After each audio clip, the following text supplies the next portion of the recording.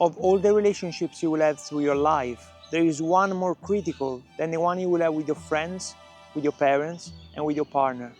The place where you will spend most of your time in. In this video I will show you why, and I will help you choose a place that fits your life goals, because most people give the place they spend most of their time in completely for granted. But the truth is, it shapes us in the deepest way, with health and wealth being on top of the ladder. And it's exactly why after 2 years traveling around Europe and 6 months living in Switzerland, I came back to Perth. The truth is, any relationship will either make you or break you. When it comes to people, you become the average of the 5 people you spend most of your time with. Your partner will influence your default happiness, your sense of well-being and belonging, your health, and your financial situation. And most importantly, how you regulate your nervous system. And also your future children, their health, their value, and their entire worldview. This is the person you choose to have on your side most of the time. And unless you are chained together or you're traveling the world together, you're not gonna spend 24/7 with them. The place where you live though, that's your container. You're constantly influenced by its energy, its weather, its people and their customs, influencing you all the time like a Wi-Fi signal that you cannot turn off. The food that grows in it, its laws, its currency. The example I give all the time is whenever you are in Australia, try to eat a carrot and a tomato now and when you come back to Europe. And you will actually feel the difference. Its currency, and most importantly, its taxation. And unlike any other relationship in your life, you cannot break up with it unless you leave. And sometimes even leaving does not imply that you will not be influenced by it. Because in some countries, if you are a citizen there, you still get taxed based on your country of origin. I spent 15 years living abroad and traveling as much as I could through USA, Europe, and Southeast Asia. I lived between Italy, Australia, New Zealand, Germany, Spain, and Switzerland. And after more than a decade of testing, trials, and errors, I came back to one place. Not because I knew it and it was comfortable, but because it checks more boxes than anywhere else I have ever been. Imagine you go on a date and as soon as you see the girl, you think, she's hot. You would not overinvest based on just that, right? In your 20s, that is the rule. You are still in your baby phase. To experience things, you have to put them in your mouth. On your early 30s, you already passed your teenage years and you can already spot things. And maybe hotness can be a free pass to justify other things, although it shouldn't. It can be, but on rare occasions. But in your late 30s onward, you will not go home with a girl and start a relationship just because she's hot, let alone marry her. I know it happens, and this video is specifically for you, the people that want to make the most important decision of your life based on the things that will help you grow. And if sexiness is in the picture as an added value, why not? Going on a date on your 30s means having standards, choosing from abundance and experience, knowing boundaries and knowing what you love and despise, checking for red flags and unresolved traumas, bad habits and character flaws. We all come with baggage, but would you date a couch potato if you live for adventure, hiking, and traveling the world with a backpack? It can happen, but the unspoken rule past your 30s is you either grow together or grow apart. Same as location. You might have lived in a place for 20 years, but as you will change, your desires and needs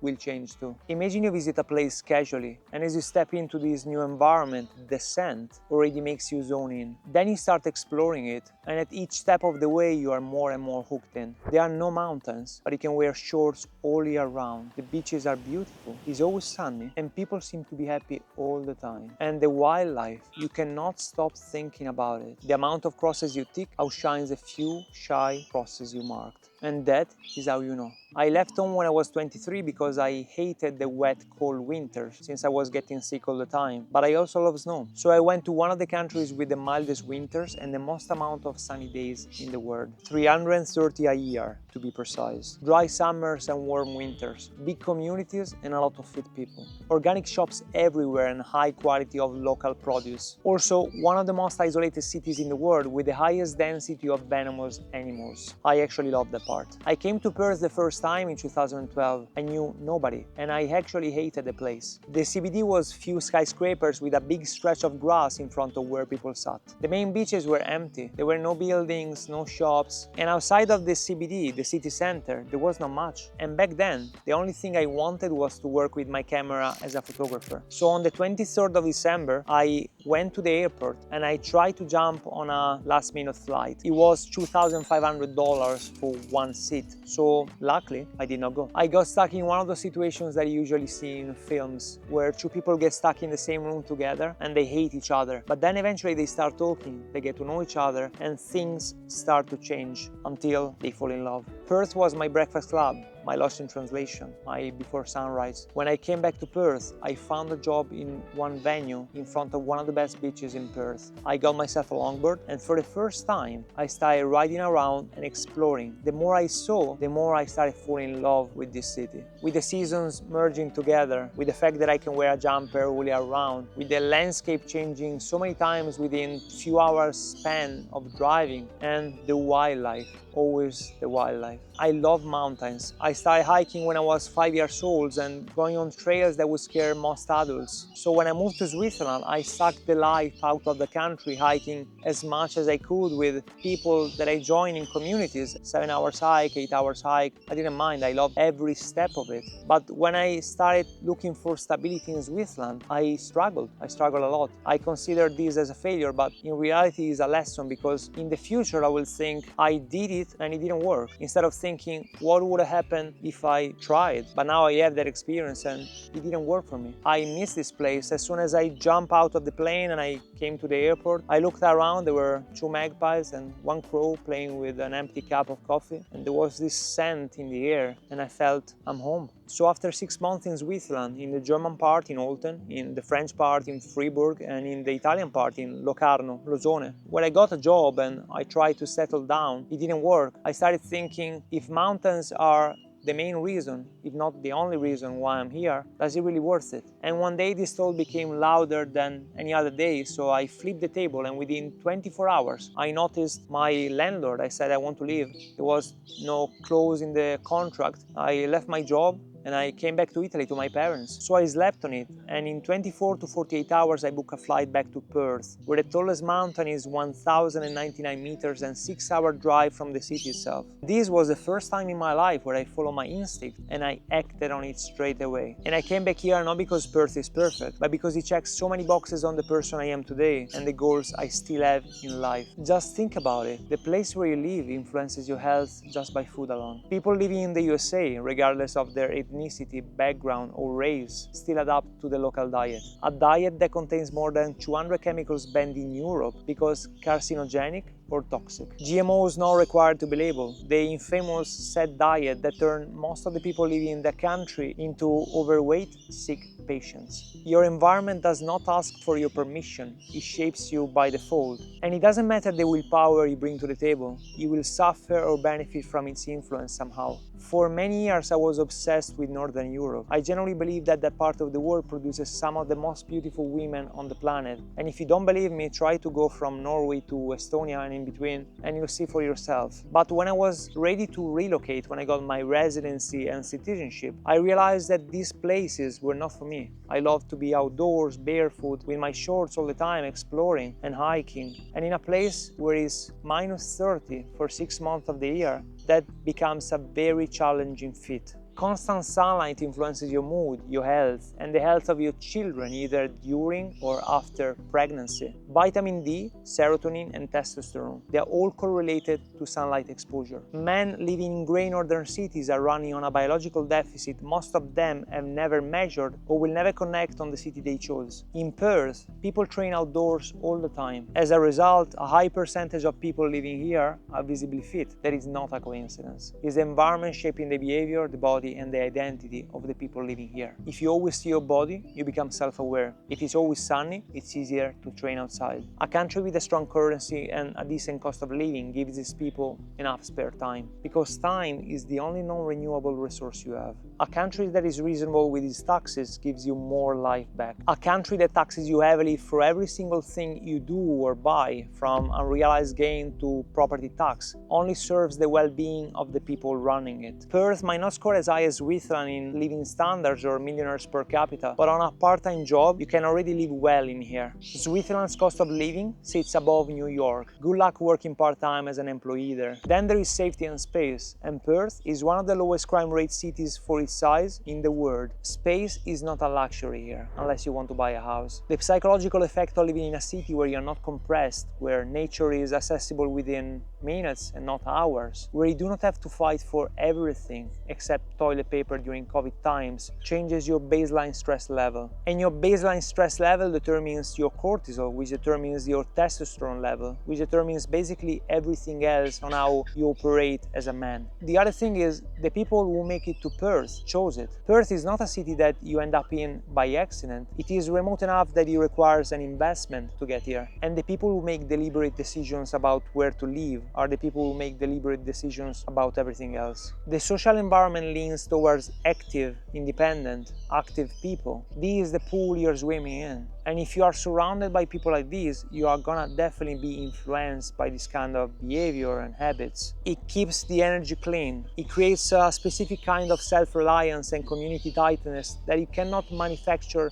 in a hyper-connected city like in New York or London or Sydney. There are 4 degrees of separation between you and a stranger here. The people here know each other, they look out for each other, and this is more valuable than most men admit. And the wildlife. Most people don't talk about this, but I think about these, the trees, the birds, the kangaroos, the weird animals in the outback. It's the country of Steve Irwin after all. The presence of wild, unpredictable, ancient nature has an effect on male's nervous system that no gym, no supplement, no therapy session can replicate. Perth sits on some of the oldest living ecosystems on Earth. The effect here is physiological. You feel these when you go outside of the cities, in the bush, camping, in the middle of wilderness, hiking in the mountains, in connection with nature, like Aboriginal talk about. The plants and the animals here have been here for tens of millions of years. And this is not romantic, it's physiological. It has an effect on your brain or your nervous system, on your body. This is not a pitch, I swear, but Perth provides some of the best weather you can get,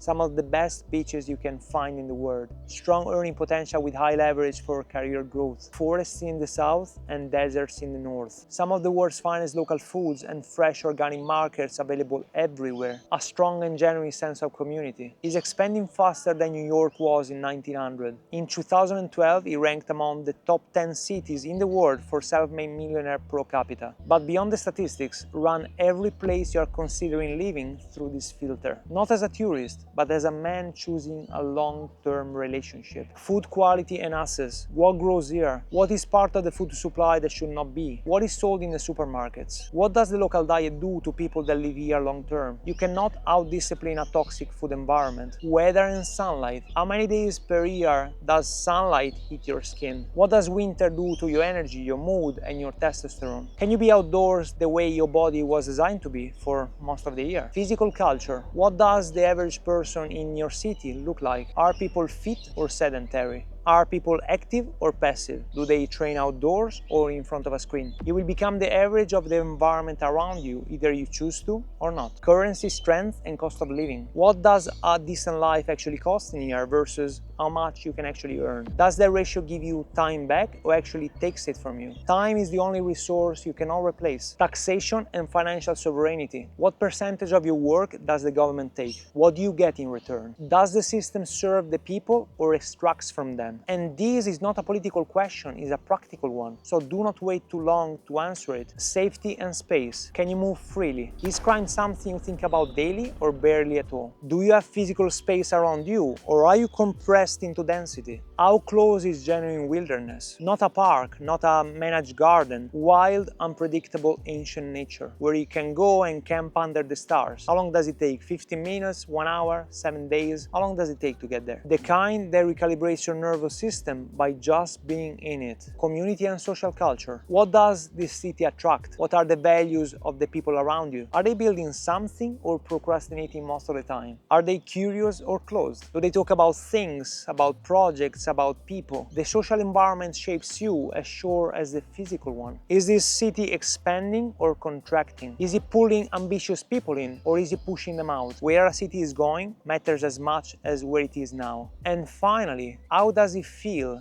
after 6 months. Not 6 days, not a holiday, 6 months of ordinary life. Does it feel right? Does it still expand you? That is the only question that matters long term. Most men choose where to live the same way they chose their first girlfriend, because she happened to be there. Because she was familiar. Because leaving felt harder than staying. They've never applied a single standard or boundary to that decision. They never ask what it's doing to their body, to their energy, to their identity, to their potential. They never treated it as the relationship that it actually is. And the rule should be, you either grow together or grow apart. The place you live in is the longest relationship of your life. It was there and it will probably be way longer than your partner. It will shape every partner you will ever attract. It will determine what food you eat, how much sunlight you get, what your nervous system thinks is normal, and what your body will become over time, and what kind of father you will eventually be. Choose it with the standards you will apply to any relationship you want to keep, with the questions you would ask before committing, with the honesty of walking away from something beautiful that does not fit who you actually are and who you want to become. You would not marry a city that you visited once on holiday. And if going through this checklist you recognize that you are in the wrong relationship, remember, you're not a tree. You can move anytime. Where you live determines a lot of things, including if you will be ready or not to what comes next. If you want to understand what your food environment is doing to you specifically, I already made a video about that. And if you're thinking about fatherhood, now or eventually, the environment you choose is the first decision you make before your kids are even here. I work with men that want to build a body and a life that is ready for that chapter. The consultation link is in the description. Come in, tell me where you're at, where you want to go, and we will build the foundations together. If you know a man living in one place that is quietly draining him without him even realizing it, send this video to them. Sometimes one video changes the questions we are asking ourselves. I'll see you in the next one.